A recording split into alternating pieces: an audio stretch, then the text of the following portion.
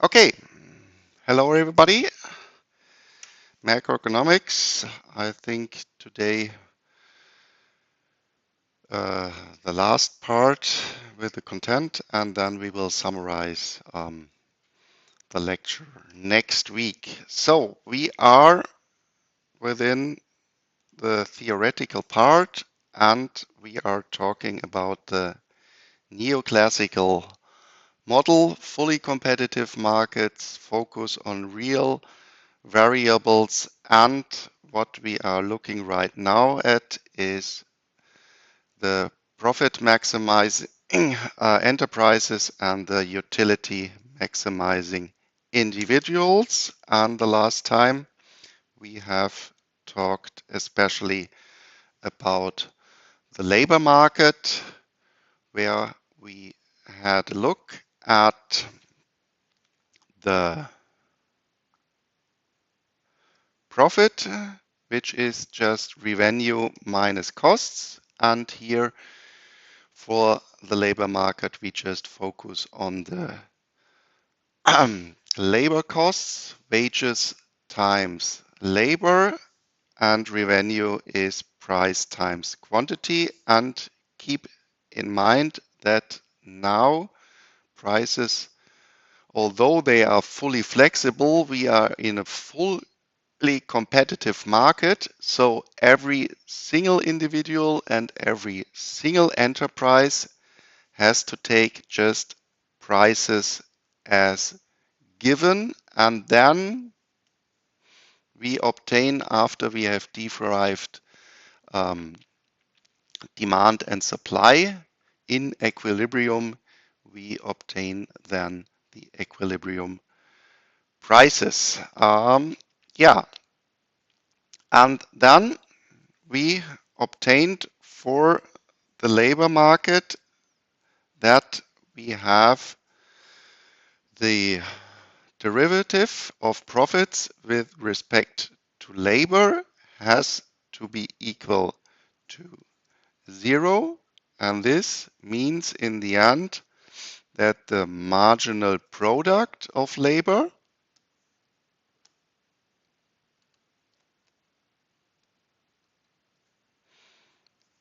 times the price of our good minus the price of labor, the wages, has to be 0. And then especially we have here the first derivative of the production function with respect to labor.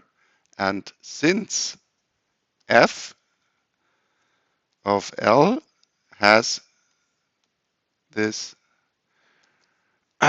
right-banded graph, we can then derive from this property that this function is monotonically decreasing. Monotonically decreasing. And therefore, if we solve them for marginal product equals real wages,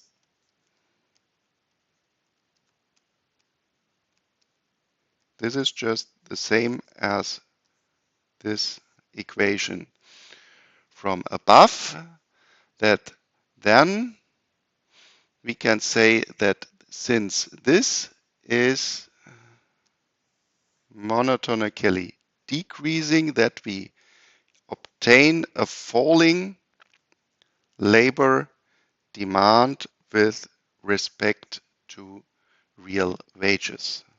Well, and if we focus now on the capital part of production, then of course everything is qualitatively the same as in the labor market. Because then we just have to take the derivative with respect to interest rates, not to interest rates, with respect to capital, And this means that the marginal product of capital times prices has to equal the price of capital, has to equal interest rates. So from this we obtain A times df dk is I over P, and this are real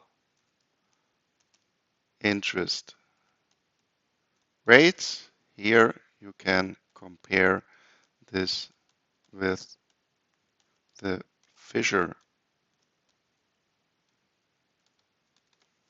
equation. Well, of course, we can interchange this L in the production function with K. It looks like the same as before. So although this is decreasing in capital, and so in the end, we of course then also obtain a capital demand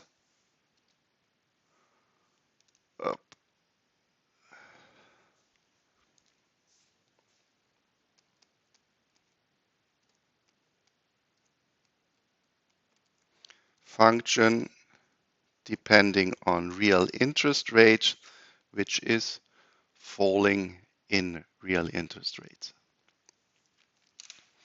Okay, and then when we have the capital demand, we of course have also to talk about capital supply.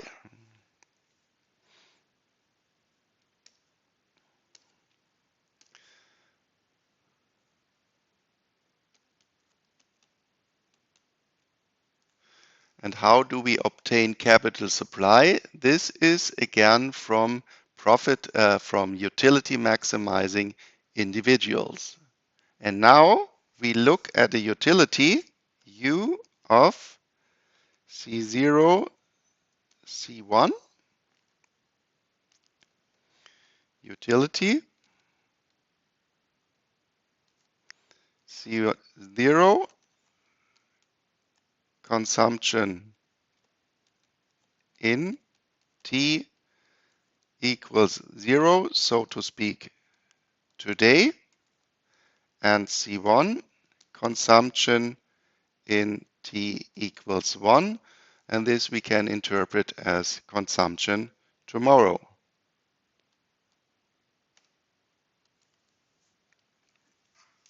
Oh, I want also to have the chat. So, and now, how can we consume? And there again, please remember your micro lecture. We assume that we have an initial budget. M.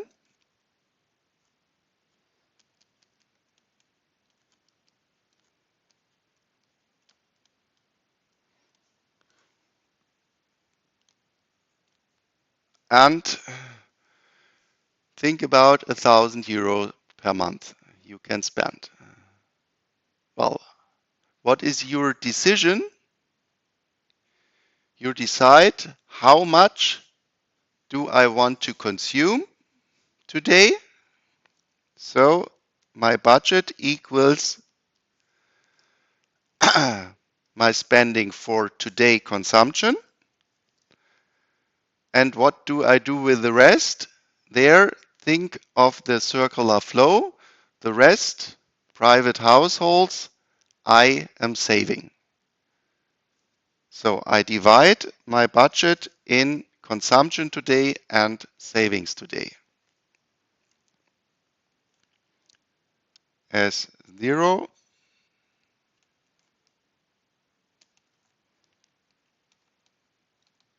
savings today. Well, What do I do with my savings? My savings I put to my local bank on my banking account, and over one period, over 1 year, what do I obtain? I obtain interest for my savings. So after one period, S0 becomes S0 plus times 1 plus I. And I is the interest rate.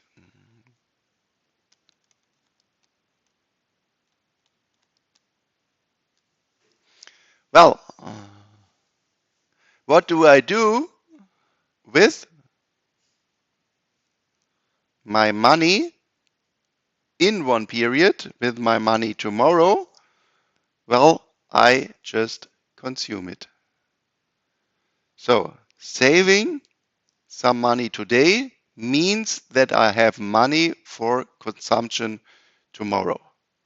Well, of course, then we could think of, well, I'm also working tomorrow and I'm earning also some income tomorrow, but we do it here in a more simple way, or in general in macroeconomics, this is called then overlapping generations model. So within your lifetime, you have a period where you are working, let's say from 20 to 60 or 65 years, and then you have a period where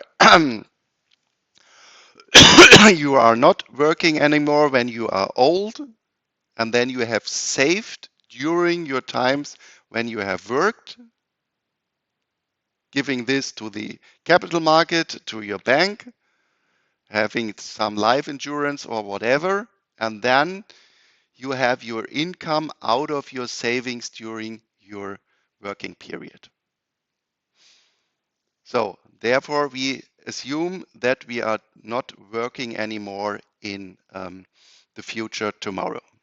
So then I'm just spending all my money tomorrow S times 1 plus interest rates for consumption tomorrow. So then we have S0, 1 plus I equals C1. So this is, so to speak, my classical budget restriction. And now we solve this for S0. Then we have S0 is 1 over 1 plus I times C1.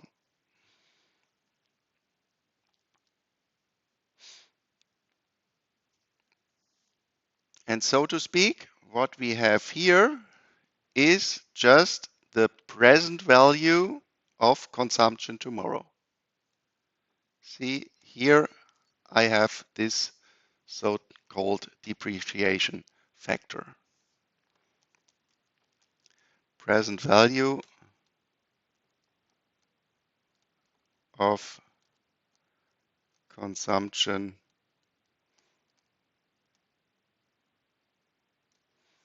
tomorrow. About this, we have also talked within the topic of the Fisher equation, and also when we have talked about the investment hypothesis, the Keynesian investment hypothesis. And I think this you also know from a lecture, investing and financing and whatever. Okay, so, and now we are feeding in this in our budget restriction. So what I then obtain is M equals C0, and here again I put a 1 in front of C0. You will see in a minute why. Plus 1 over 1 plus I times C1. And this is a so-called intertemporal budget restriction.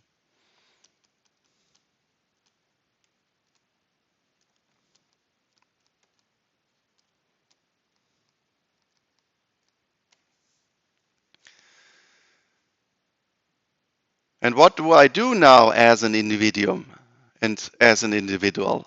Well, I'm maximizing utility U of C0, C1 subject to the intertemporal budget restriction. And of course, what we assume is in general that we are happier if we can consume today more, and we are happier if we can consume tomorrow more. Well, and this, please compare again with microeconomics. With the household, compare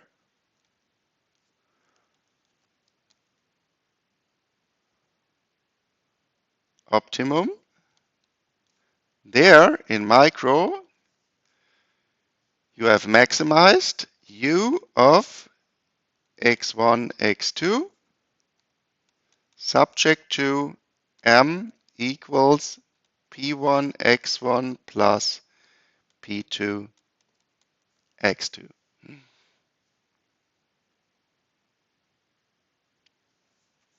Here, I come to this back in a minute. This is the same what we have talked about, the consumption spare time maximization when we have derived labor supply. Now again, we see x1 is C0, x2 is C1. Budget is of course budget, and P1 is 1 and P2 is 1 over 1 plus I. Well, and with this, again, we derive graphically the optimum C1, C2,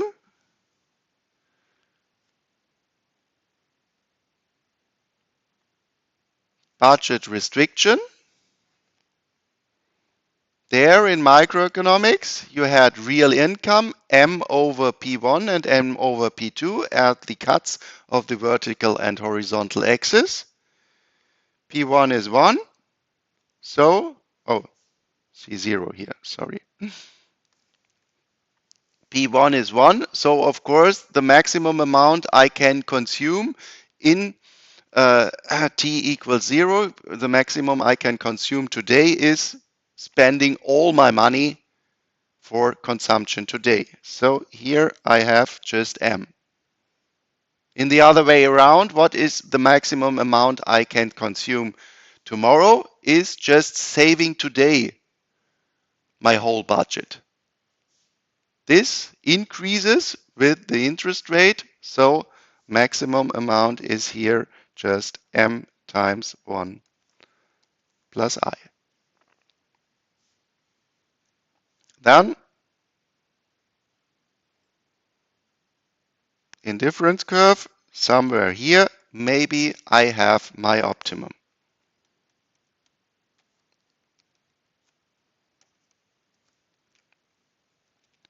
C0 star and C1 star. So, and now,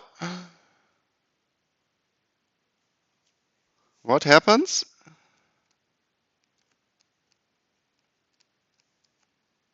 If I increases to I prime. What happens within my picture?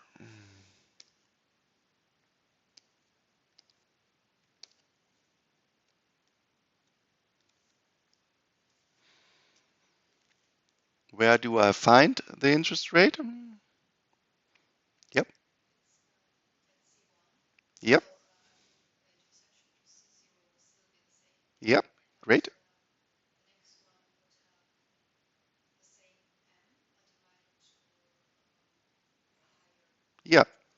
Because here, this is increasing. I'm multiplying with a larger number. So maybe somewhere here.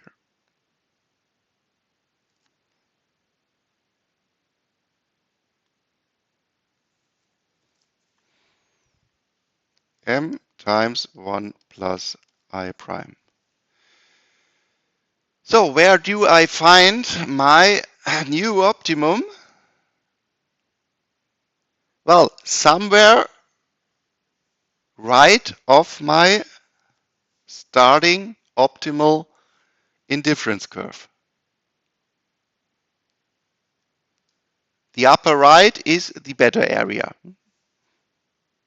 But then what I see is it could be this part, this is possible, but also it could be here. Both is again possible. Here, see 0 star is decreasing. If I decrease consumption today, this of course means that I'm saving more today.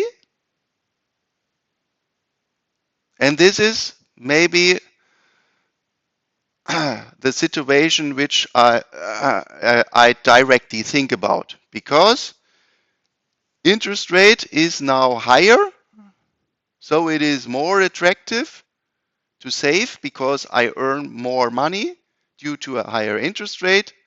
So I just substitute consumption today with consumption tomorrow via a higher part of saving today. So in this part, both is generally possible. In this part, substitution effect is larger than the income effect, because here this seems also to be rational. Why do I increase consumption today, although interest rates are now higher? In my individual utility maximizing process, I could think, due to my individual preferences, well, this initial level of consumption tomorrow is for me individually much enough. I do not want to consume more tomorrow than this level here. Then this means if interest rates have increased, I have to save today less in order to consume the same level tomorrow. Think about it is interest rate was 10%. I have saved 500 euros, and therefore I can consume for 550 euros tomorrow. If now interest rates have increased, let's say, to 15%, then I have to save today less than 500 euros in order to obtain 550 euros tomorrow. Therefore, in this part here, substitution effect is lower than the income effect.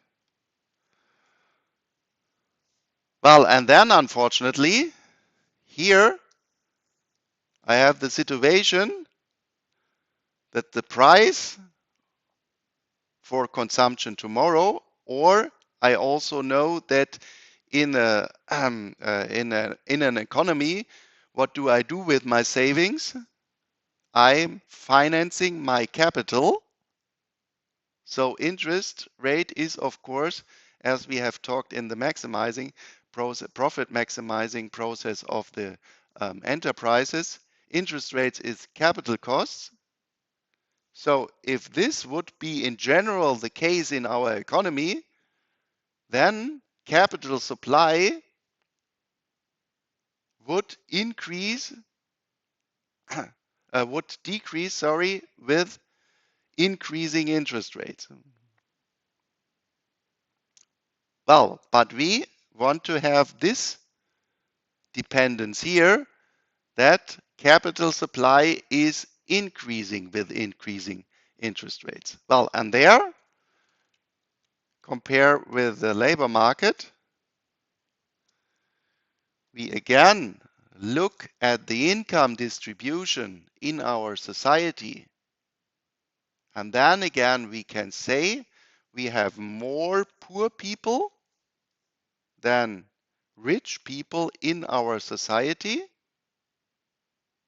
And poor people, their income is so low that they have to spend almost all their income for consumption today. They have not the property that they can save much today. So they, in general, would be very happy in order to increase or in order to have a high level of also a high level of consumption tomorrow if they could earn more money due to higher interest rates for consumption tomorrow. So, and rich people, they already have put back so much money today that they just say, well, interest rates have increased by 2%, but I have already 500,000 euros for consumption tomorrow. I do not have to increase my savings due to higher interest rates. So this means, again, as we have argued in the labor market, due to the income distribution, and this is asymmetric, rich, poor, we have more poor people in the society, and they in general will have preferences where the substitution effect is larger than the income effect, and then we obtain increasing capital supply in interest rates. Interest rate, capital, and the supply function.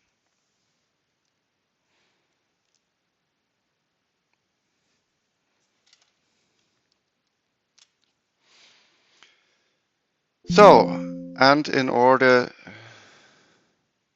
to do it as we have done it in the labor market, let's do also the graphic interpretation of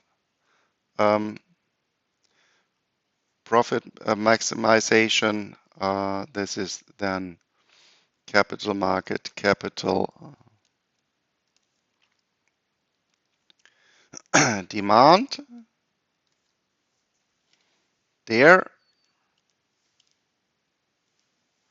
we have this picture for the labor market, and here we just only have to interchange wages with interest rates and labor with capital.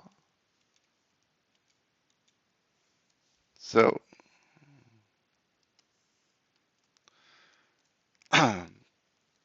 what we have done is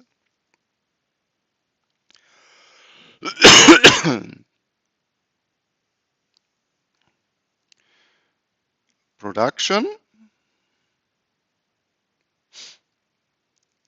F of K, and we have costs, and production and costs is just I, or real costs, I over P times K. This is just a linear line, and production is again our right-banded graph.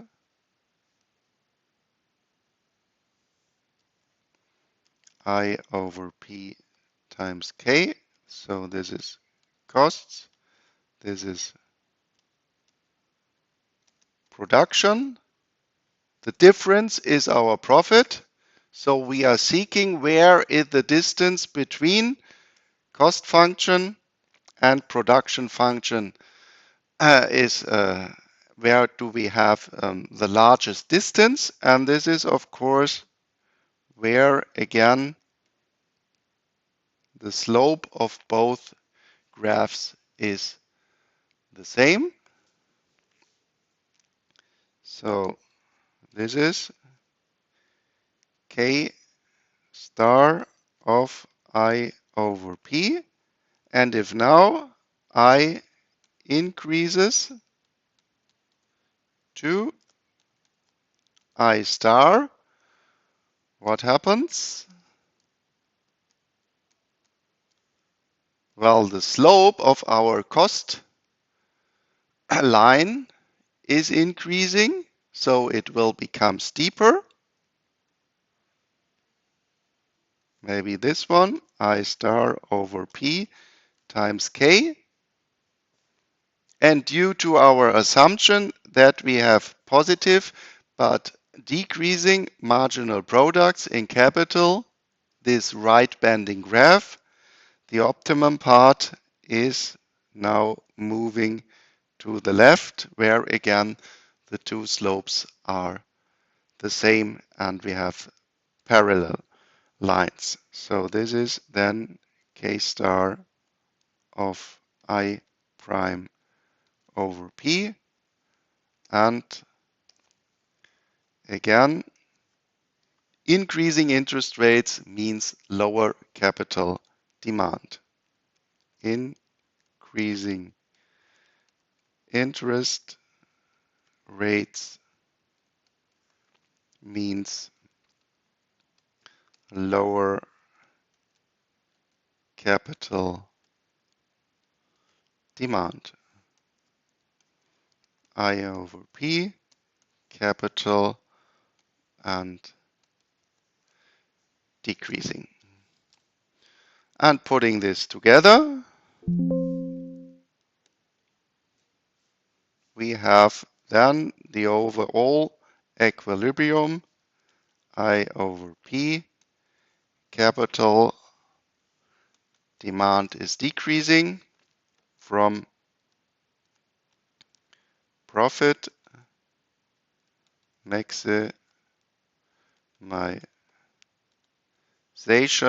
and increasing capital supply.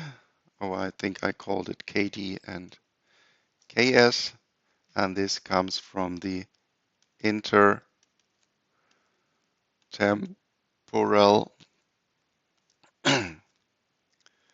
utility maximization.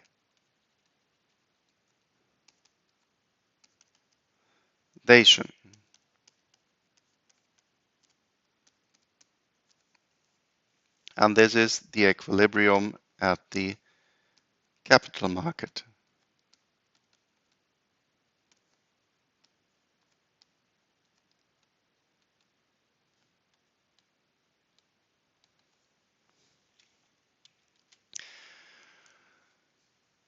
Well, and now in the end, we want to look at the goods market. This we could also do.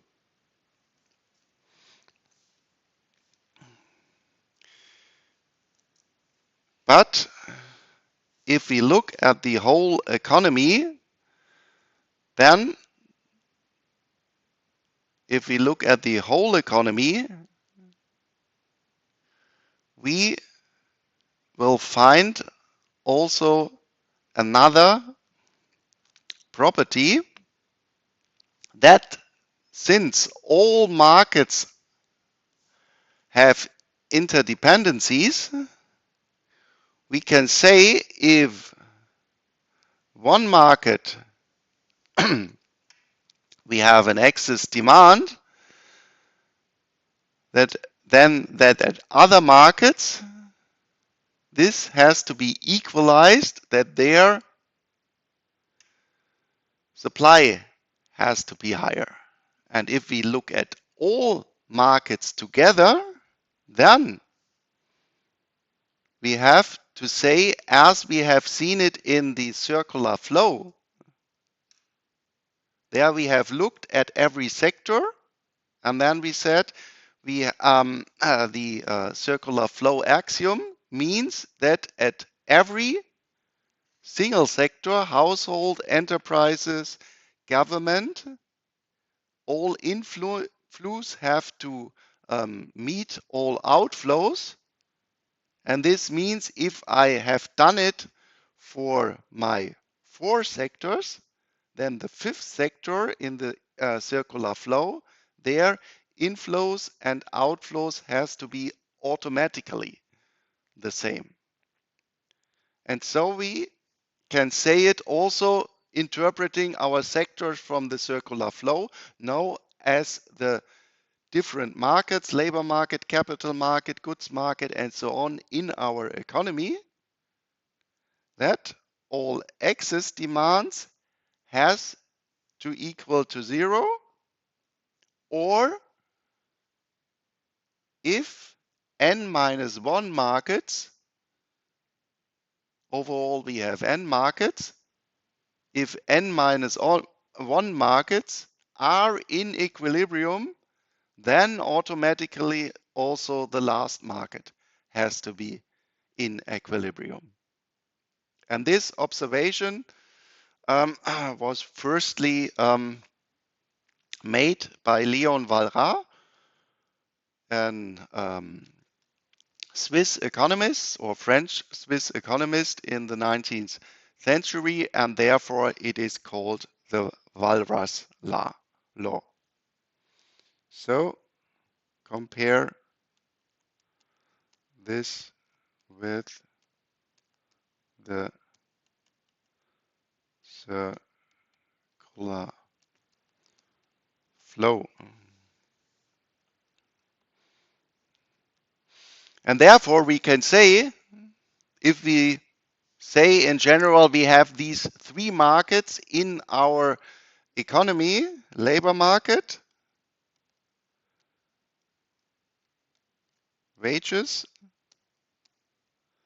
demand, supply, if this is in equilibrium, capital market, if this is in equilibrium, then automatically the goods market has also to be in equilibrium. So labor market plus capital market in equilibrium, then due to walrus law, commodity market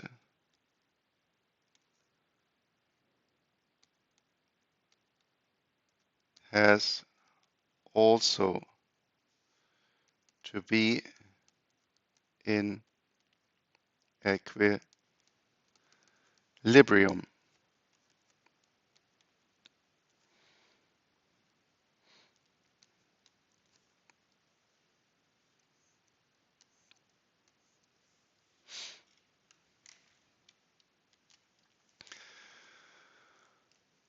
And then we will talk also about another observation or the neoclassical assumption that now we are looking at the economy from our production side.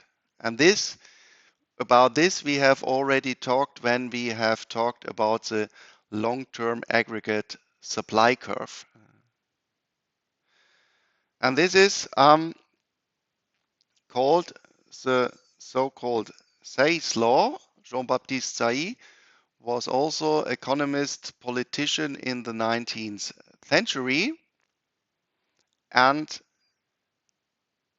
he has formulated that the economy should in general work from the supply side.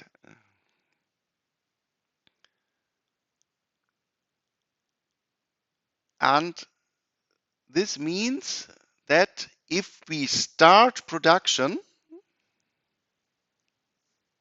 that within this production process, we generate income. So we just starting producing some good. Then we need some persons, and therefore they are earning wages. So we have a wage income. Also, we have capital inputs, and using these capital, we obtain a capital income. And then, so to speak, this is the starting point in our economy.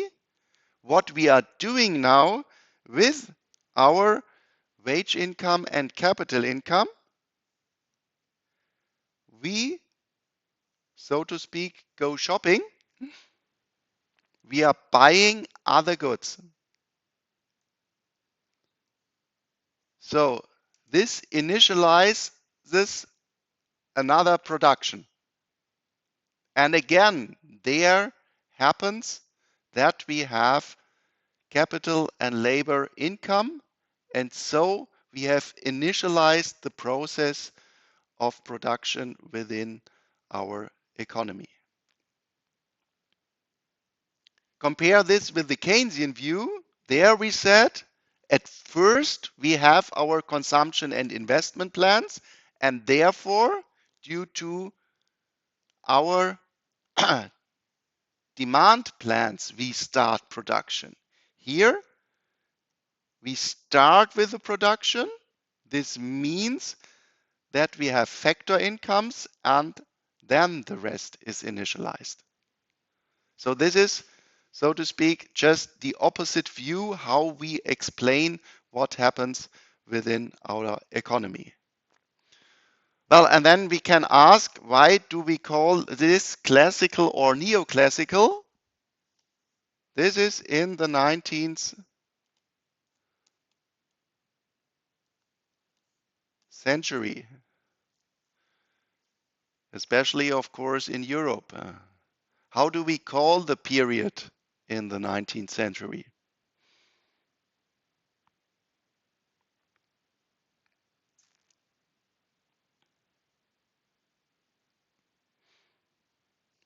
Renaissance, medieval times?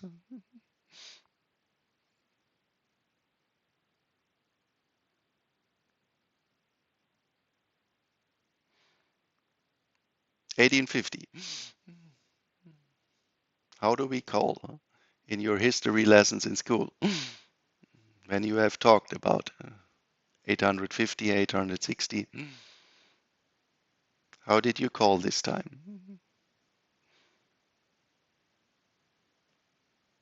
Well, this was the period of industrialization. Within this time, we more or less invented everyday new goods.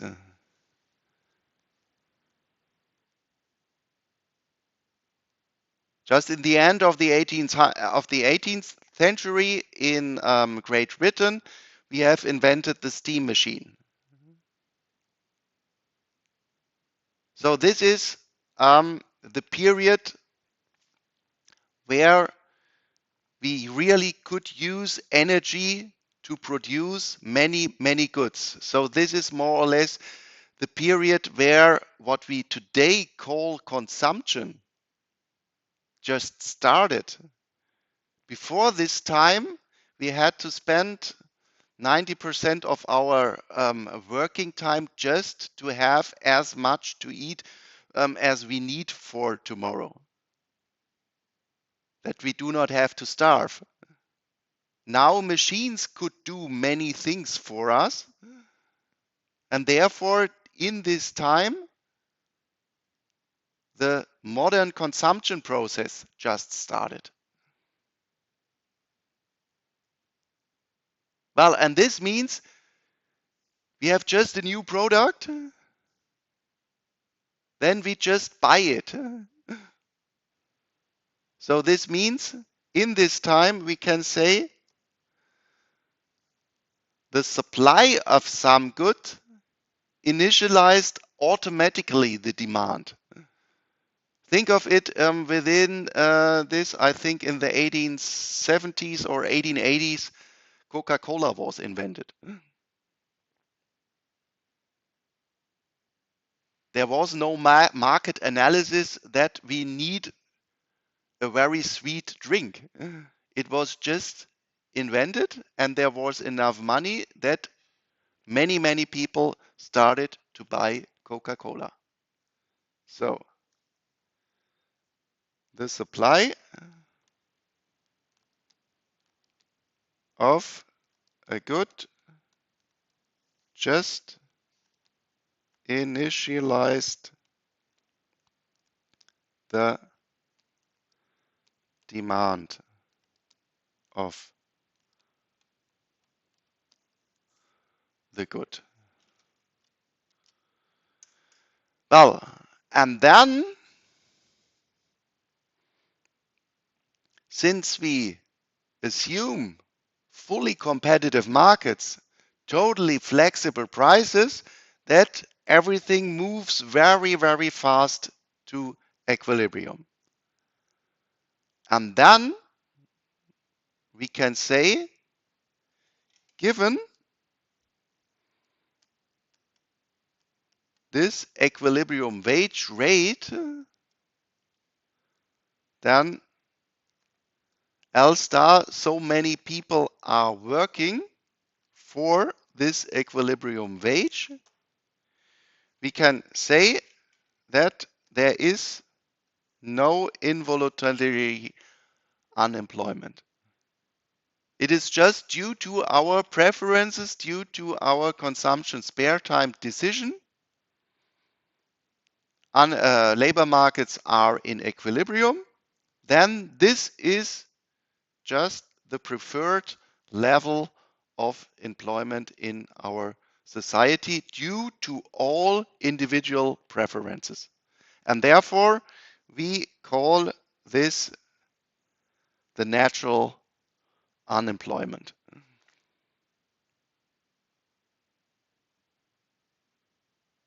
And for developed countries, we can say also, because there we have, when we have talked about the magic square, we have a social security system in Germany. We can, so to speak, choose between working 40 hours a week or taking roughly €1,000 per week from the social security system. This will be, in my opinion, a big part in for the next polls in Germany in February, talking about this. How high should be this social security transfer to people who do not work? And since this is the individual decision, we will not come to zero unemployment. And therefore, roughly, we can say, especially also looking at Germany or in general at developed countries, we can say an unemployment rate between 3 to 5%. Then we are talking about full employment in our economy. Okay, and now we have everything together that we can, so to speak, summarize everything in our economy. And this we are doing in one large diagram called quadruple plots, because we are now using every single quadrant in order to describe overall our economy. And there, at first, we look at the labor market. Remember, we also talked about the labor market as the maybe most important market for production. Of course, we have also capital markets, but in the end, in order to have capital, there have to be people which are working for this capital. So now we are relax, so to speak, our look at the production side. We only focus on labor as production input. So in the downward left side, what we find here is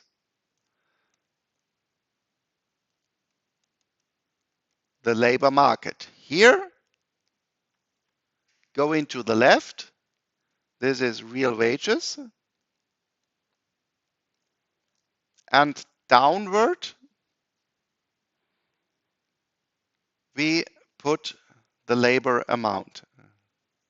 So what we are then doing is just taking this picture and now taking labor downward and real wages to the left. This means, of course, that again, labor demand looks like this. Can you imagine this? We just change the axis. Okay? If we are going to the left, then labor is decreasing. So this would be labor demand. And of course, we say labor supply. We should work more the higher our income. And this means labor supply looks like this in this downward left quadrant. So then here we have our labor market equilibrium and our real wages in equilibrium. Well, labor is now our production determining factor. How do look like our production function if we are going to the right with total output and downward with the labor input?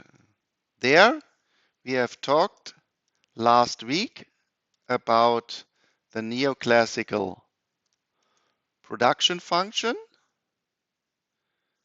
This is this diagram, and in order to obtain from this diagram output to the right, labor downwards, this means just that we are turning by 90 degrees this diagram, okay? If you're turning it just by 90 degrees to the right, then Y is going to the right and labor is going downward. Then, of course, you have to turn by 90 degrees to the right also the production function.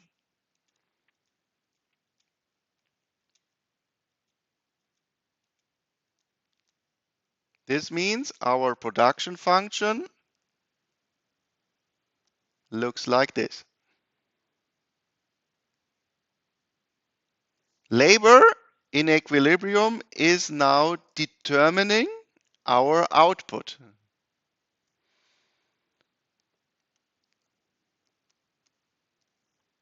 And now, supply side view of our economy, neoclassical, means this is, given the labor market equilibrium, our level of production due to our long-term general framework of our economy. How good is our society educated? How good is our infrastructure? How many resources do we have? All this we find here in our production function. So this is the level, and then there we had set long-term AS curve when we were coming from the Keynesian model. Now we coming, so to speak, from the other side. We at first determining from the production side the long-term supply curve, which is then independent on prices, totally inelastic with respect to prices.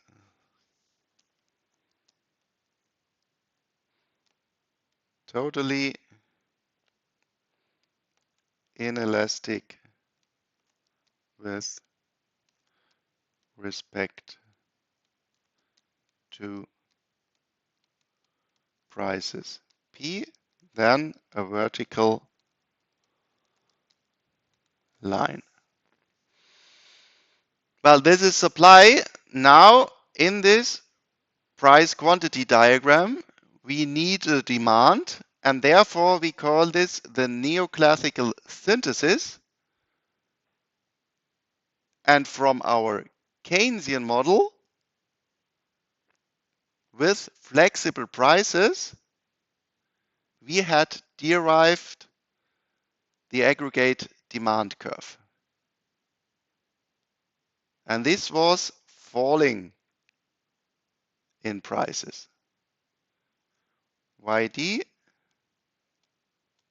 equals our AD curve from the Keynesian model. Remember, this was derived from M over P equals L of IY, and YD equals Y, or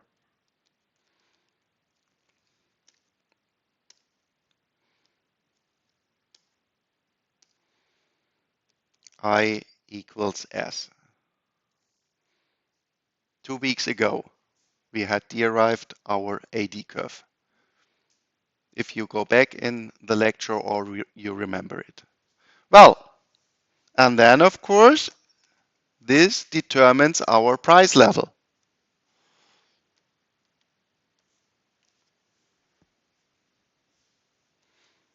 So this is production. This is the commodity market. Well, and then, of course, in the upper left, we have here also an equilibrium point. And now we have to look here at the units of our axis. So here you have nominal wages. This is V times 1 over P. On this axis, we only find P. So if we want to draw in this quadrant a function, we do not care about the nominal wage. This is, in order to draw now the graph, just a constant for us. So how do look like the function 1 over p? This is just a hyperbola. Hopefully you remember it. If we have f of x is 1 over x, then f of x looks like this. A very large number if x is small. 1 over 0.00001 is 10,000, is a million, something like this. Or if we have here large x, 1 over a million is a very small number. And therefore, we have here just a hyperbola determined by our equilibrium real wage and equilibrium price. So this hyperbola represents the equilibrium real wage.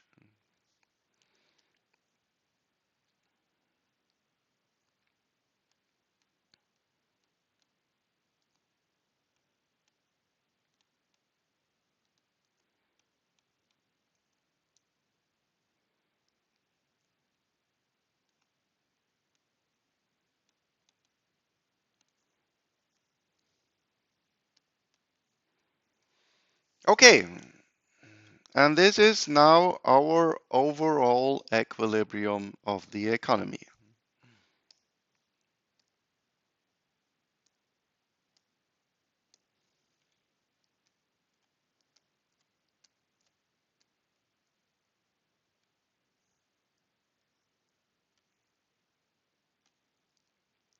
Overall equilibrium of the economy.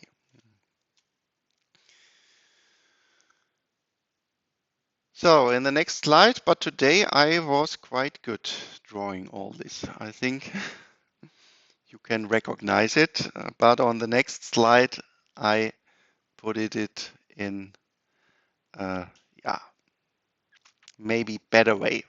Oh, this I forgot here. Of course, this aggregate demand curve depends on our exogenous parameters on P, G, and M. Because what we want to do the last 10 minutes is now doing fiscal and monetary policy within this neoclassical model.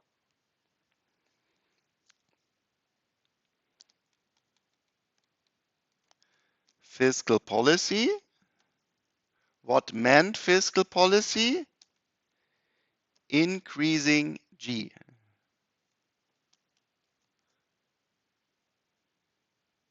So G prime larger than G.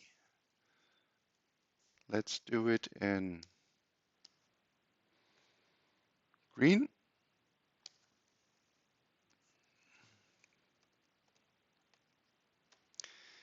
what happens within our economy if we are increasing G to G prime? Where do we again directly find government expenditure?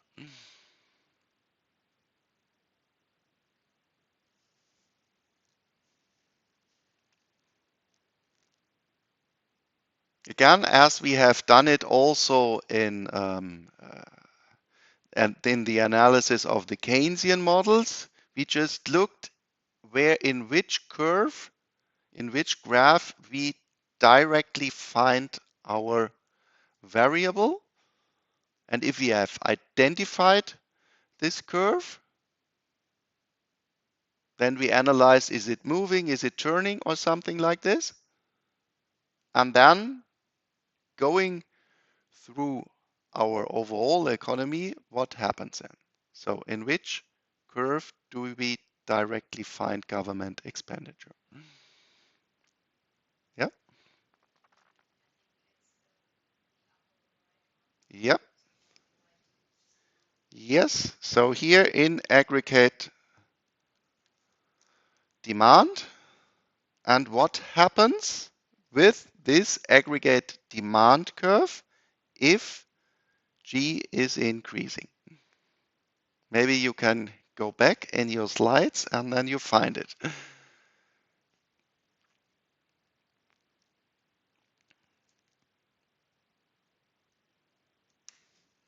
Or let me open the older slides. Oops.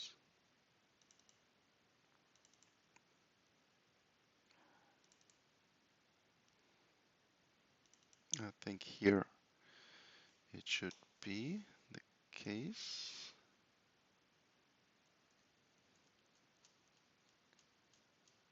Oh, no. But then, oh, this one, I think.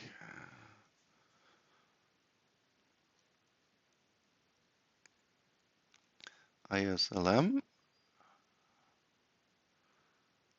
and plus delta G. What happened here? We had, yes, to the upper right, a shift to the upper right of our aggregate demand curve. So we obtain YD of G prime and M. Do we find it in the production function? No. Well, in the very long term, maybe if we are investing for a better education system, but directly it's just spending money. So production function stays the same. Of course, in this case, we assume that our preferences stay the same, then labor demand stays the same, general framework, production properties staying the same, so also labor demand stays the same. But now we have a new intersection between supply and demand, and this means price level increases, and this of course dampens our equilibrium.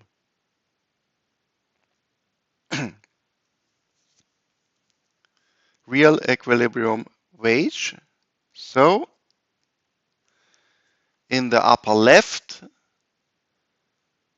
diagram, we obtain just an outward shift of equilibrium wages. So then YD moves to the upper right?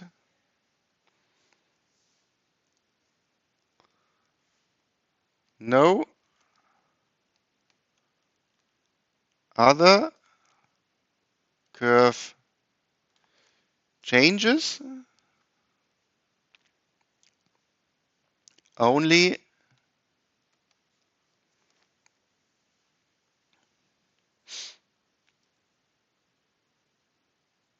the nominal wage y star has to increase to y star prime, since real wages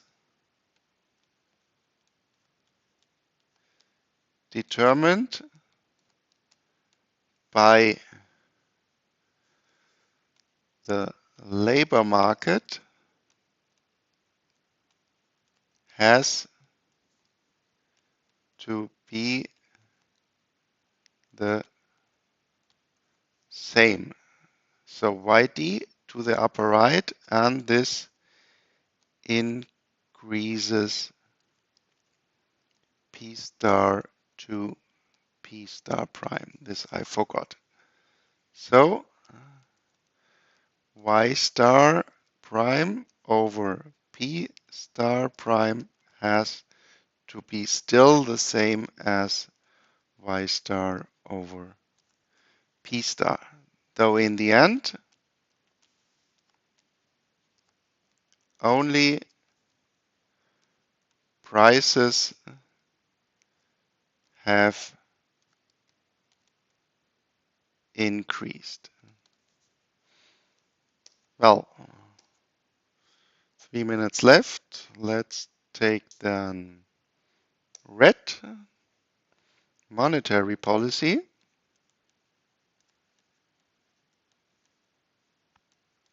This means increasing money to m star m prime larger than m.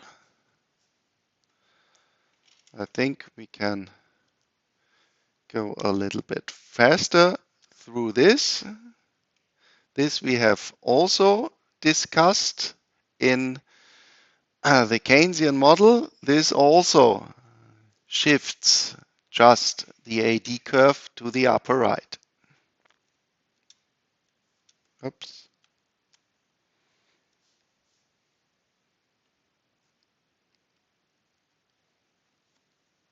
YD of P, G, and now M prime. Also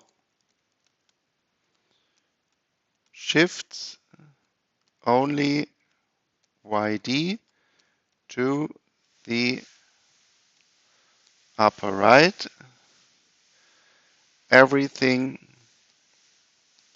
else in the argumentation stays the same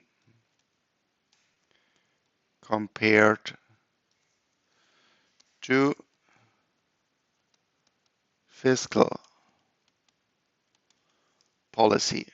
So from this, then you can just take the argumentation we had already. So also here we would obtain just y star of m prime, and here we also write y star of g prime. Well, give me just 1 minute to summarize it all overall. In the neoclassical theory, monetary and fiscal policy has no effect on real variables. Compare this with the classical dichotomy. As we have said, monetary policy shifts the aggregate demand curve to the upper right, and in the end, only nominal wages and prices increases, and the same in fiscal policy. And then what is now right, Keynesian view or neoclassical view? There, in general, we can say that in the short run, we could have this fiscal impulse because, especially in the labor market, the wages will not change that fast, as we have argued just in the slide before in the neoclassical model. So in general, we can say that the Keynesian view is maybe a good argumentation in the short run. Oops, but in the long run,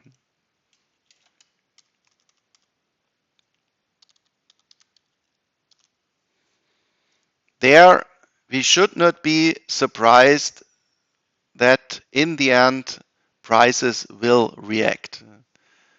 And if we go back in 21, 22, for me it was quite surprisingly that the ECB in these times just argued that the increase of prices would be just only a very temporary effect due to the past Corona times.